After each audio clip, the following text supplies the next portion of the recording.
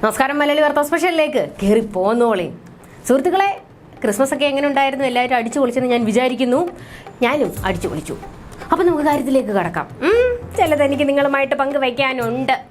ആദ്യം തന്നെ മ്യൂസിക്കാവാം.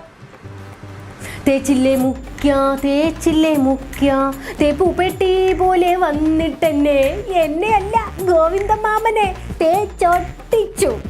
AKG കാവിൽ ഗോവിന്ദൻ മാമന്റെ ചങ്ക് പൊട്ടി നിലവിളി. ഒന്ന് സമാധാനിപ്പിക്കാൻ പോലും ആകാതെ ഒരിരിപ്പിരുന്ന് ബാലൻ മ്യാമനും. ആ വാർത്ത കേട്ട് കുലുങ്ങി ശ്രീമതി. 7.5 വർഷത്തെ ഭരണത്തിന് ഒരൊറ്റ മാസം കൊണ്ട് റീത്ത് വയ്ക്കാൻ കഴിയുമോ സക്കീർ ബായിക്ക്? ബട്ട് മുഖ്യനെ കൊണ്ടേ സാധിക്കൂ.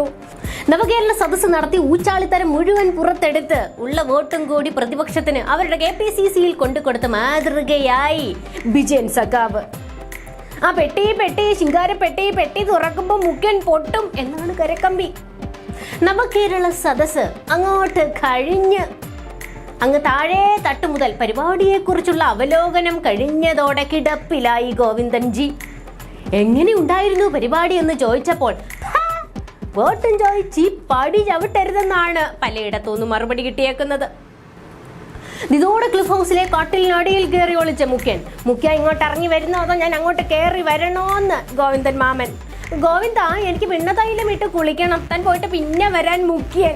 പിണ്ണതൈലം എന്നെ കൊണ്ടൊന്നും പറയിക്കരുത് നിങ്ങൾ കേട്ടോ എന്ന് ഗോവിന്ദൻ മാമന്റെ രോദനം. നവകേരള സദസ്സെന്ന് കേട്ടാലേ ഇപ്പോൾ ആട്ടാണ് കിട്ടുന്നത്. ആട്ട് കേട്ട് ഗോവിന്ദൻ പഞ്ഞെടുത്തിപ്പോ ചെവിയിൽ തിരികേക്കുക. താമസിയാതെ അതെടുത്ത് മൂക്കിൽ വെക്കാം. ഗോവിന്ദൻ മാമൻ ഈ പോക്കാണെങ്കിൽ ശിഷ്ടകാലം അപ്പം വിറ്റ് ജീവിക്കാം. കേരളയിൽ എന്തായാലും സ്വാഹയാണ്. നമുക്ക് വന്ദേ ഭാരത് തന്നെ ശരണം, അല്ലെങ്കിൽ പിന്നെ ചിറ്റപ്പന്റെ ഇൻഡിഗോ ഇറക്കാം. സുഹൃത്തുക്കളെ, അങ്ങനെ AKG സെന്റർ അവതരിപ്പിച്ച നവകേരള സദസ്സ് പാവങ്ങൾക്കായുള്ള ഒരു കേരള പര്യടനം എന്ന നാടകം അടപടലം 3G. രായാവിന്റെ യാത്ര സഫാരി TVക്ക് അയച്ചു കൊടുക്കാം എന്നല്ലാതെ ഒരു ഗുണവും ഇനി അതുകൊണ്ടില്ല. 1000 രൂപ കടം മേടിച്ചുകൊണ്ട് നവകേരള സദസ്സിന് പോയി 4 ലക്ഷം കടത്തിൽ ഒരു ഇളവ് കിട്ടാൻ രായാവ് അനുവദിക്കണം എന്ന് നിവേദനം കൊടുത്തവന് 500 ഗുണവ കുറച്ചു കൊടുത്ത് വലിയ നേട്ടമായി പറയുകയാണ് മുഖ്യൻ. ആ വന്ന കൂലിപ്പണിക്കാരന് കേരള ബാങ്കിൽ നിന്നെടുത്ത 4 ലക്ഷത്തിന് 500 രൂപ ഇളവ് കൊടുത്തതായി പ്രഖ്യാപിക്കുകയാണെന്ന് മുഖ്യൻ വീമ്പിളക്കിയിട്ടുണ്ട്.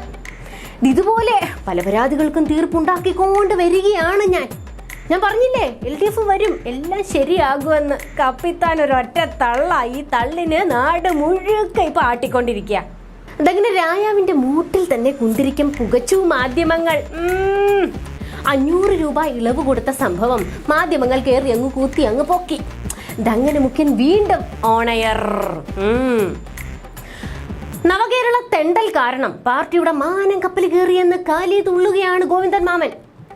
അല്ല ഗോവിന്ദ, കപ്പൽ ആടി ഉലയുകയില്ല. കപ്പിത്താൻ ഉണ്ടല്ലോ, മിണ്ടരുത്. കപ്പിത്താൻ എന്നതിൽ കാലെടുത്ത് കുത്തിയോ അന്ന് തുടങ്ങി ഇതിന്റെ പൊലകുലി അടിയന്തരം. ഇനി നെഞ്ചത്തോട്ടൊരു റീത്തും കൂടെ വെക്കാനുള്ളൂ.